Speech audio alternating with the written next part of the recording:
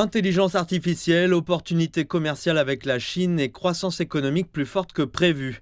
Ce ne sont là que quelques-uns des sujets abordés par le Premier ministre chinois Li Qiang dans un discours prononcé devant des chefs d'entreprise et des dirigeants politiques du monde entier lors du Forum économique mondial de Davos. Il a déclaré que les portes devraient s'ouvrir encore plus largement aux investissements étrangers.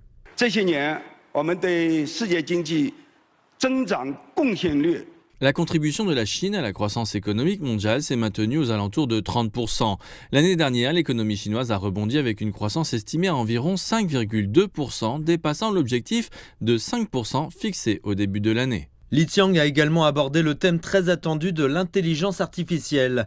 Il l'a comparé à une épée à double tranchant. D'une part, il a déclaré qu'elle pouvait combler le fossé entre les économies à haut et à faible revenu et stimuler la productivité, mais il a averti qu'elle pourrait apporter plus de division. Et il a appelé à une bonne gouvernance. La Chine estime que la tech doit servir le bien commun de l'humanité, elle doit faire le bien. Il en va de même pour l'IA. Tout d'abord, elle doit être centrée sur l'homme. Les êtres humains doivent contrôler les machines. L'IA doit être guidée dans une direction propice au progrès de l'humanité.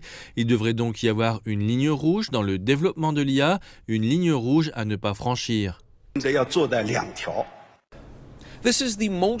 C'est la délégation chinoise la plus en vue à Davos depuis 2017 et elle était très attendue par de nombreux décideurs et façonneurs de l'économie. Beaucoup d'entre eux étaient présents lors du discours, un discours qu'ils ont semblé apprécier. Je pense que les propos du Premier ministre sont tout à fait pertinents. Je veux dire, si vous pensez à la chaîne d'approvisionnement pharmaceutique, elle est vraiment mondiale par nature, n'est-ce pas ? Si vous pensez à ces 2 dernières années avec la pandémie et des perturbations au sein de la chaîne d'approvisionnement mondiale, cela démontre davantage que nous avons vraiment besoin de cette mondialisation, de ce lissage de la chaîne d'approvisionnement, comme il l'a mentionné.